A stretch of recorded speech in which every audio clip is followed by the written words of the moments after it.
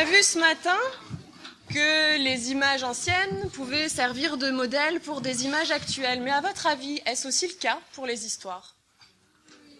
Est-ce que dans les histoires actuelles, on peut retrouver des recettes anciennes? Est-ce que vous avez des exemples, par exemple, d'ingrédients immanquables dans une histoire? Qu'est-ce qu'il nous faut aujourd'hui pour faire une bonne histoire? Et je vous invite à répondre dans les micros, parce que sinon on ne vous entend pas. Allez-y. Des personnages. Il nous faut des personnages pour faire une bonne histoire, et elle a raison. Il n'y a pas que les sixièmes. Hein, de la magie. Il nous faut de la magie, ingrédient indispensable. Avez-vous une autre idée? Il faut une chute. Il faut une fin. Il faut une fin, il faut une chute. Mais il nous faut des personnages. Les personnages, on les laisse dans le vide. Il faut une intrigue. Il faut une intrigue. Comment faire une bonne intrigue? Il faut que le personnage ait un but et une mission, quelque chose à faire, quelque chose à accomplir. Mais, comme toute histoire, pour que ça n'en finisse pas là, qu'est-ce qu'il nous faut en plus du personnage et du but et de sa mission?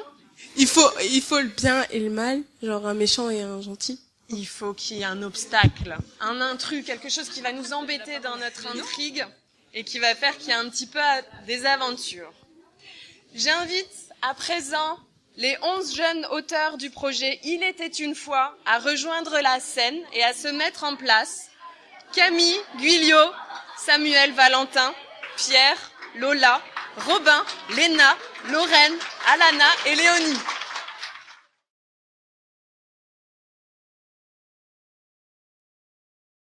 Ils ont été près de 100 élèves de 6e du collège Jules Ferry à décortiquer les recettes des histoires traditionnelles avec leurs enseignants de lettres.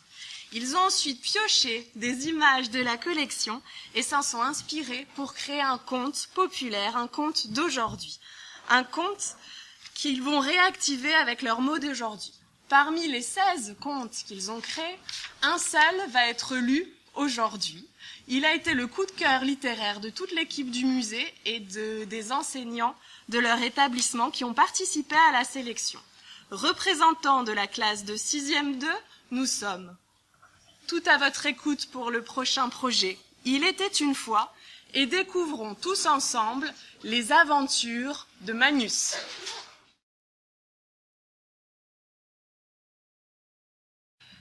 Il était une fois un poilu qui s'appelait Magnus. Il avait un sac à dos très lourd, une sacoche de premiers soins et une très longue barbe. Il avait souvent froid parce que ses vêtements étaient troués. Il avait un fusil à baïonnette, mais il ne s'en servait pas souvent. Il n'était pas très grand et pas très gros car on lui donnait peu à manger. Magnus vivait avec sa femme dans une maison perdue, au beau milieu d'une énorme forêt sombre et obscure, pleine de dangers.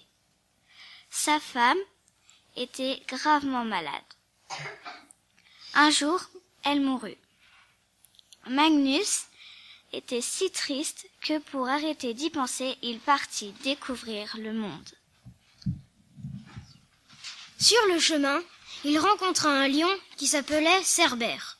C'était un grand lion au pelage soyeux et d'une couleur incroyable. Il avait la carrure solide. Cerbère lui demanda de soigner sa patte. Il s'était blessé car, sur son chemin, il s'était bloqué dans des orties piquantes, des branches épineuses. Cerbère parlait sérieusement et sincèrement. Magnus ne pouvait mettre sa parole en doute. Magnus hésita. C'était un lion tout de même. Mais comme il était de bonne foi et qu'il ne voulait pas que le malheur qu'il avait connu avec sa femme se reproduise avec Cerbère, il décida donc de bander sa patte avec ses guêtres et quelques branches qui traînaient pour immobiliser celle-ci. Après quelques jours de repos, Cerbère fut soigné. Pendant ces quelques jours, Magnus chassa pour lui et Cerbère. Notre héros découvrit que la forêt était enchantée, les animaux parlaient, et il apprit donc à communiquer rapidement avec ceci. Magnus discuta alors avec le lion des chemins qu'il pourrait prendre pour continuer son aventure, ce qui attristait profondément Cerbère, car cela voulait dire que Magnus allait partir. Alors, avant son départ et pour le remercier, Cerbère offrit à Magnus un joli violon vosgien fabriqué à Mirecourt, fait avec du bois verni.